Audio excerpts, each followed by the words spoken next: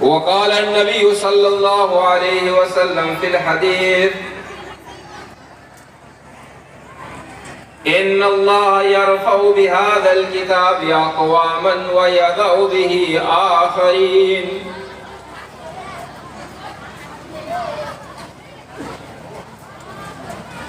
فاضل گرامی، صدر اجلاس، دینی ملی بزرگوں، بھائیوں، دوستوں اور حاضرین،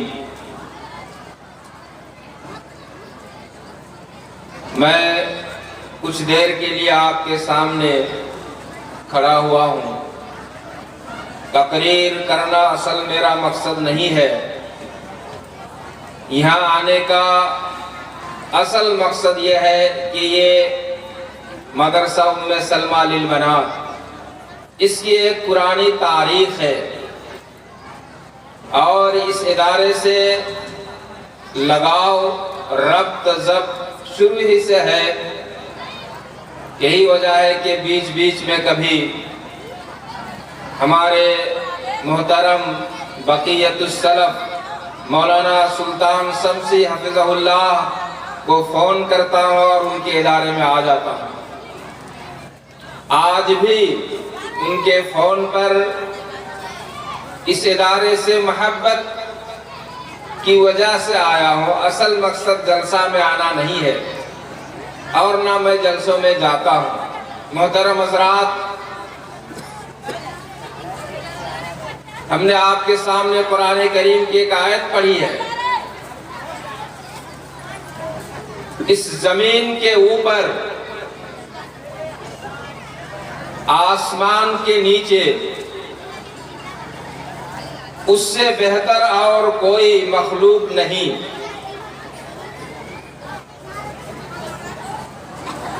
جس نے اللہ کی طرف، اللہ کی مخلوق کو دعوت دیا اور خود اس پر عمل پیرا ہوا۔ مجھ سے پہلے ابھی ایک صاحب بول رہے تھے، ان کی باتیں بڑی اچھی تھی، بہت بہتر باتیں ان کی تھی۔ تو اللہ رب العالمین نے قرآن حکیم کے اندر فرمایا کہ انسان اور پھر انسانوں میں بہتر طلبہ و طالبات جو مدرسے میں پڑھ رہے ہیں، اس سے بہتر اور مخلوق جو خود پڑھتے ہیں اور جو کچھ پڑھتے ہیں اس کی طرف لوگوں کو دعوت دیتے ہیں، اس سے بہتر مخلوق زمین کے اوپر اور کوئی نہیں۔ محترم حضرات، تعلیمی اعتبار سے ہمارا یہ علاقہ نہایت پسماندہ علاقہ ہے۔ تعلیمی اعتبار سے، تربیتی اعتبار سے ہمارا یہ علاقہ نہایت پسماندہ علاقہ ہے۔ اور زیادہ افسوس کی بات یہ ہے کہ نہ ہم دنیاوی تعلیم کی طرف آگے بڑھ رہے ہیں، نہ اخروی تعلیم کی طرف۔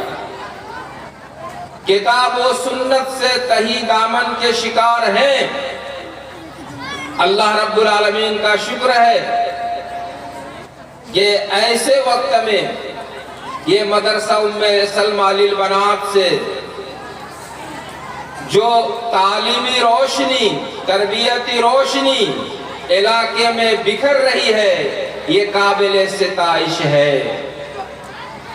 اصل میں نے کہا تھا اس کی ایک تاریخ ہے، مدرسہ ام سلمہ للبنات۔ میرے ذہن و دماغ میں یہ بات تھی، لیکن میں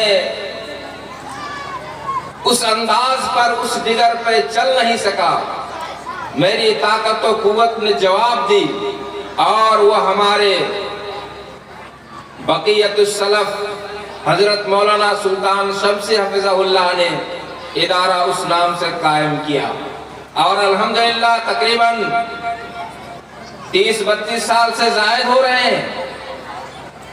طالبات مستورات کتاب و سنت کے پیغام خود سمجھ رہے ہیں اور پھر عوام کو سمجھا رہے ہیں۔ دراصل یہ صنف نازک عورتوں کی جماعت مستورات، اگر ان کی اصلاح ہو گئی تو پھر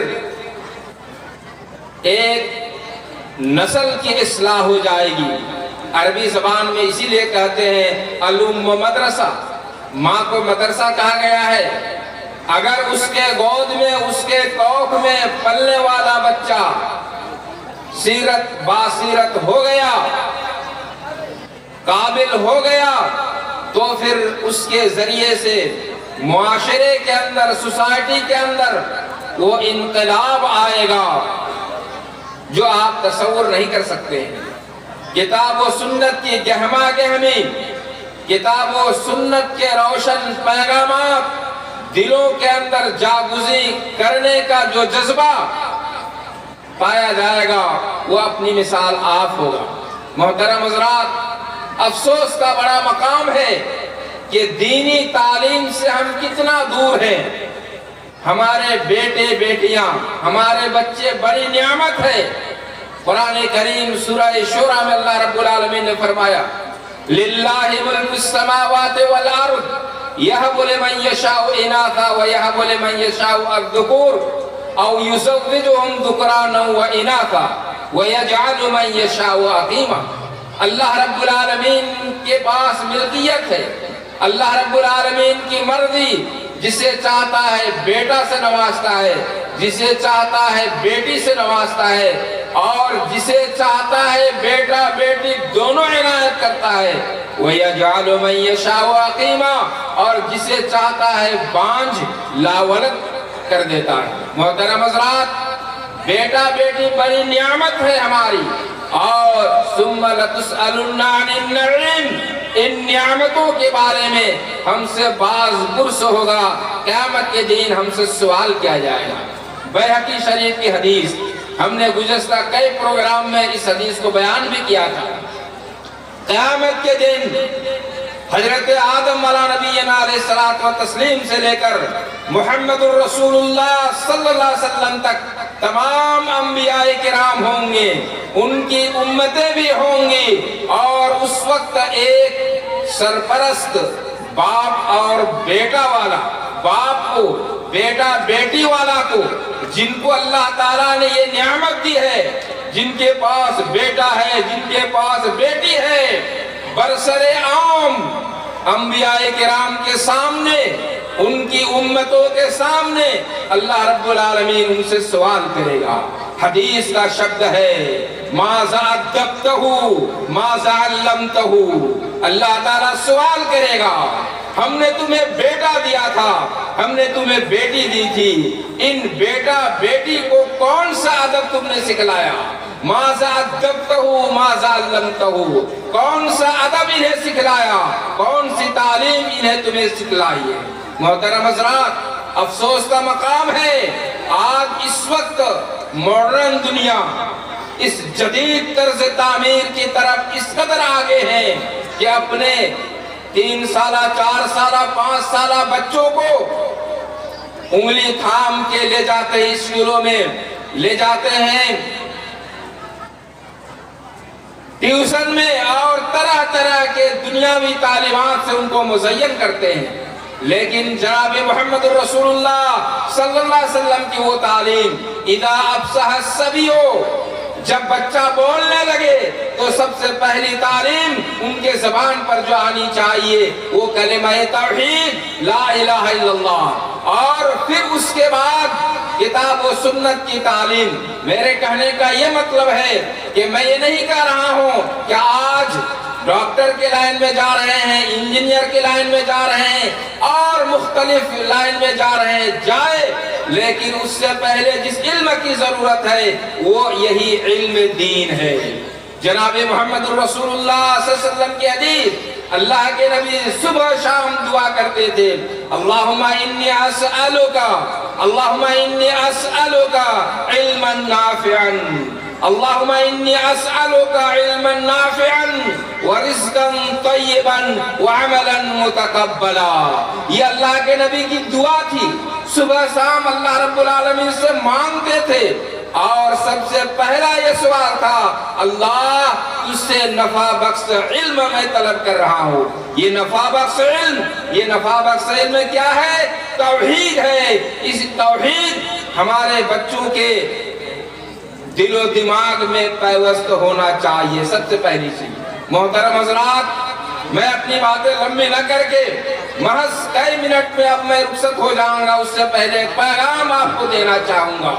آپ سامعین جو آئے ہیں یہاں، آپ اپنے دل کو شرح صدر کے ساتھ کچھ چیزوں کو لیجئے۔ شرح صدر کیا چیز ہے، میں اس کی تشریح کر کے آپ کے سامنے سے رخصت سجاؤں گا۔ شرح صدر کا کیا معنی ہوتا ہے؟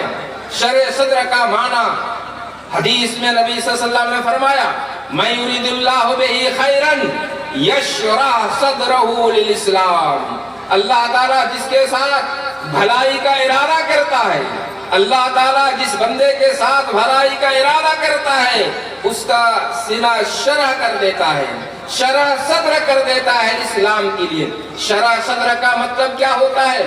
ابھی عشاء کی نماز میں ہمارے محترم مولانا سلطان شمسی حفظہ اللہ نے قرأت کی تھی دوسری رکعت میں، أَلَمْ نَشْرَحْ لَكَ صَدْرَكَ أَلَمْ نَشْرَحْ لَكَ صَدْرَكَ۔ اللہ تعالیٰ نے کہا محمد سے، محمد کیا ہم نے تمہارا سینہ سر صدر نہیں کیا؟ کیا تمہارے دل کو ہم نے صاف نہیں کیا؟ محترم حضرات، شرح صدر کا کیا مفہوم ہوتا ہے؟ شرح صدر کا مفہوم سمجھنے کے لیے آپ بخاری شریف کی وہ حدیث حافظ ابن حجر رحمت اللہ علیہ نے شرح بخاری فتح الباری میں ذکر کیا ہے، ایک نہیں دو نہیں، اللہ کے نبی صلی اللہ علیہ وسلم کے سینہ چیر کر دل کو زمزم کے پانی سے 3 مرتبہ دھویا گیا۔ ایک تو بچپن کا واقعہ جب آپ بکریاں چرا رہے تھے، ایک اس وقت جب کہ آپ صلی اللہ علیہ وسلم کو ابھی جو مہینہ گزرا رجب کا مہینہ، اللہ کے رسول کی نبوت کی آخری سالوں میں آسمان و زمین کا سیر کرایا گیا تھا۔ قاضی سلیمان منصور رحمت اللہ علیہ نے اپنی کتاب رحمت للعالمین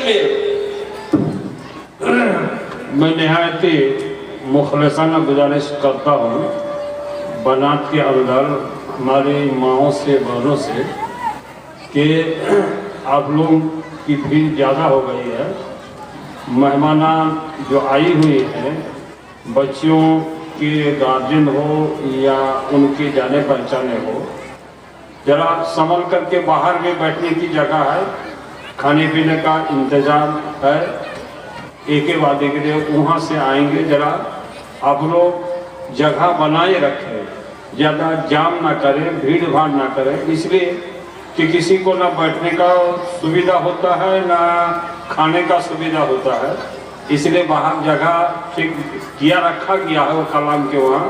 آپ لوگ وہاں کچھ دیر 2-4-10 منٹ رہیے، پھر اندر آئیے، پھر ان لوگ کا ہو جائے گا تو پھر جو ہے لوگ نکل جائیں گے، آپ لوگ آئیں گے۔ اس طرح ذرا ایک دوسرے کا ہیلپ کیجئے، مدرسہ کا ہیلپ کیجئے۔ اگر ایسا جام اور بھیڑ لگا کر رکھیں گے تو اس طرح نہ کسی کو کوئی سہولت اور کسی طرح کا کوئی سویدھا نہیں ہوگا۔ تو آپ لوگ ذرا مہربانی کر کے یہ ایک دوسرے کو کی مدد کریں، ایک دوسرے کی مدد کریں۔ ہاں، اللہ تعالیٰ سب کو نیک عمل کرنے کی توفیق دے۔ السلام علیکم۔ محترم حضرات، اصل میں کَلَّا بَرَّانَ عَلَىٰ قُلُوبِهِمْ، صدر مجلس نے بھی آپ سے گزارش کی، مولانا نے بھی آپ سے گزارش کی۔ حقیقت یہ ہے کہ پرورشی ہماری ٹیڑھی ہوئی ہے تو اب کہاں سے سیدھا ہو سکیں گے؟ بار بار آپ سے کہا جا رہا ہے کہ مجلس میں آپ آئیں، قرآن اور حدیث کی باتیں سنیں، لیکن مسئلہ یہ ہے کَلَّا بَرَّانَ عَلَىٰ قُلُوبِهِمْ، دلوں میں زنگ لگ چکا ہے، یہ زنگ صاف ہونے والا اب نہیں ہے۔ محترم حضرات، اس مجلس کا مقام آپ نہیں سمجھتے ہیں۔ کسی بھی حدیث، کسی بھی عمل کے لیے نیت ضروری ہوتی ہے، لیکن ان مجلسوں میں جو لوگ آتے ہیں، ابو داؤد شریف کی ایک حدیث کا ٹکڑا، پھر میں اپنی بات کی طرف آؤں گا۔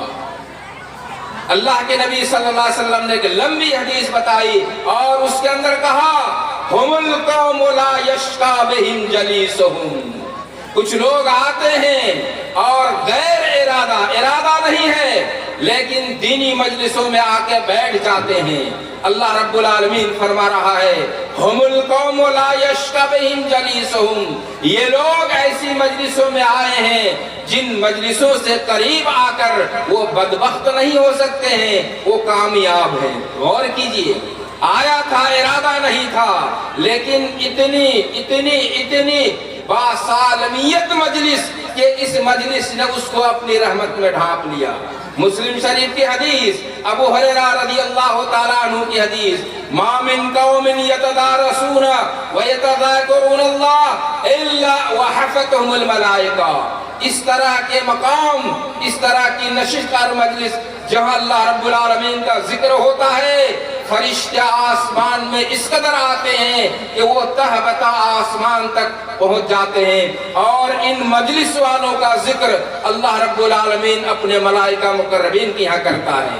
بار بار آپ سے گزارش کی جا رہی ہے لیکن سمجھنے کی کوشش نہیں کر رہے ہیں۔ محترم حضرات، میں آپ کو بتا رہا تھا کَلَّا بَلْ رَانَ عَلَىٰ قُلُوبِهِمْ، اسی مناسبت سے بات بھی آ رہی تھی۔ آپ اپنے دلوں کو صاف رکھیں گے، آپ کے عمل کا دار و مدار یہ ہے، یہ سینے کے اندر ایک ٹکڑا ہے جس کو قرآن کے بھاشا میں قلب کہتے ہیں۔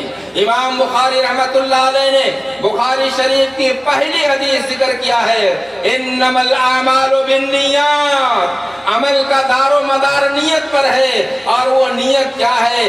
دل کے ارادے کا نام ہے۔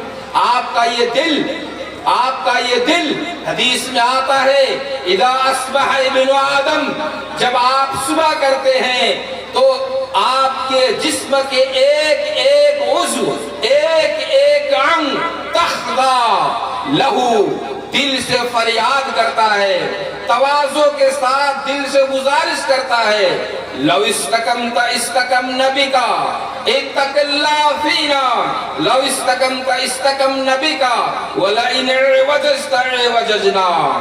دل سے گزارش کرتا ہے، پورا جسم ایک ایک عضو، اے دل اللہ سے ڈرو، ہمارے واسطے، ہمارے لیے اللہ سے ڈرو۔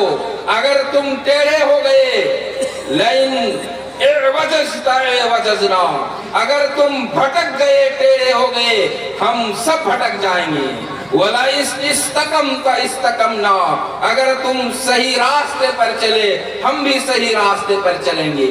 جسم کا ایک ایک عضو دل سے اپیل کرتا ہے، دل سے درخواست کرتا ہے۔ اسی لیے حدیث میں آتا ہے، نبی صلی اللہ علیہ وسلم نے فرمایا کہ اِنَّا فِي الْجَسَدِ مُضْغَةً، جسم کے اندر اور سینے کے اندر ایک ٹکڑا ہے جس کو ہم دل کہتے ہیں۔ اگر یہ دل صحیح ہو گیا، اگر یہ دل درست ہو گیا، صلح الجسد کلہ، پورا بدن، پورا وجود، پورا باڈی آپ کا صحیح ہو جائے گا۔ وَإِن فَسَدَتْ فَسَدَ الْجَسَدُ كُلُّهُ، اگر یہ سینے کے اندر جو دل ہے، یہ دل اگر آپ کا فاسد ہو گیا، پورا جسم ایک ایک عضو، ایک ایک انگ آپ کا فاسد ہو جائے گا۔ محترم حضرات، میں کہہ رہا تھا جناب محمد الرسول اللہ صلی اللہ علیہ وسلم کے متعلق الم نشرح لک صدرک، اللہ نے کہا محمد ہم نے آپ کا سینہ شرح صدر نہیں کیا، ہم نے آپ کا شرح صدر نہیں کیا۔ کہہ رہا تھا کہ نبی صلی اللہ علیہ وسلم کو اللہ رب العالمین نے ان کا دل نکال کر 3 مرتبہ جبریل امین کے ذریعے سے صاف کیا، دھویا، اور پھر اس میں ایمان و حکمت بھر کے پھر اندر ڈال دیا۔ آج ہمارے دلوں کو جبریل امین نکالے گا نہیں، آج ہمارے دلوں کو زمزم کے پانی سے دھویا نہیں جائے گا۔ البتہ نبی صلی اللہ علیہ وسلم نے ایک علاج بتایا ہے، اور یہی علاج بتا کے میں آپ سے رخصت ہوں گا۔ حدیث میں آتا ہے، ترمذی شریف کی حدیث، آپ کو اپنا یہ اصل، تمام جسم کا اصل، دل کی اگر اصلاح کرنی ہو، پہلی دعا امام ابو عیسیٰ ترمذی نقل کیا، اللہ کے نبی کی دعا، یا مقلب القلوب ثبت قلبی علی دینک، اے دلوں کا بدلنے والا، ہمارے دلوں کو ثابت قدم رکھ، تیری مرضی کے مطابق چلا۔ مسلم شریف کی روایت، یا مصرف القلوب صرف قلوبنا علی طاعتک، اے دلوں کا پھیرنے والا ہمارے دلوں کو تیری طاعت و بندگی کی طرف پھیر دے۔ اور نبی محمد رسول اللہ صلی اللہ علیہ وسلم کی حدیث، رات کو یا جب بھی آپ مسجدوں کی طرف نکلتے، آپ گھر سے نکلتے یہ دعا کرتے، سب سے پہلا کلمہ جو تھا، اللہم اجعل فی قلبی نورا، اے اللہ ہمارے دل کے اندر روشنی ڈال دے۔ محترم حضرات، یہ باتیں میں آپ کے سامنے پیش کی، میں تقریر کرنے کے موڈ میں نہیں، جیسا کہ میں نے کہا اپنے محترم بقیت السلف حضرت مولانا سلطان شمسی حفظہ اللہ سے ایک لگاؤ ہے، ان کی دعوت پر آیا مدرسہ دیکھنے کے لیے، ورنہ جلسہ میں جانے کی عادت نہیں اور نہ جاتا ہوں۔ انہی باتوں کے ساتھ میں آپ سے گزارش کروں گا کہ آپ نے جو سنا اس پر آپ عمل کیجئے، آپ نے جو سنا اس کو آپ عمل کیجئے، اور یہ عمل سے زندگی بنتی ہے جنت بھی جہنم۔ محترم حضرات، اب دنیا مزرعۃ الآخرہ، کمی ہے تو عمل کی، سننے کی کمی نہیں۔ بہت کچھ آپ سنتے ہیں اور سنیں گے، لیکن عملی میدان میں آپ اس کو پروئیے، تب آپ کی زندگی کامیاب ہوگی، ورنہ اٹھنا بیٹھنا اور اس طریقے سے ہماری زندگی برباد ہوتی چلی جائے گی۔ میں آپ سے گزارش ہوتے ہوئے آخر میں گزارش کروں گا، اور آپ سب کو جو میری بات سن رہے ہیں آپ کو میں دعوت دیتا ہوں کہ آئندہ 10 مارچ کو جلسہ نہیں، دن میں جمعہ کا دن میرے یہاں جیت پور میں مرکز الدعوہ السلفیہ میں ایک دینی پروگرام ہے۔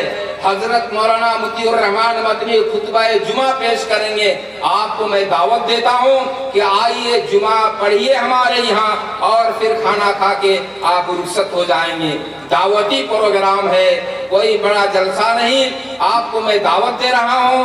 آئندہ 10 مارچ حضرت مولانا مطیع الرحمان مدنی تشریف لائیں گے، جمعہ کا خطبہ کہیں گے، اور پھر اس کے بعد کھانے پینے کا پروگرام ہوگا، مجلس ختم ہو جائے گی۔ اقول قولی ھذا واستغفر اللہ لی ولکم ولسائر المسلمین، اللہم وفقنا لما تحب وترضى من القول والعمل والهدي انک علی کل شیء قدیر۔ اللہم طہر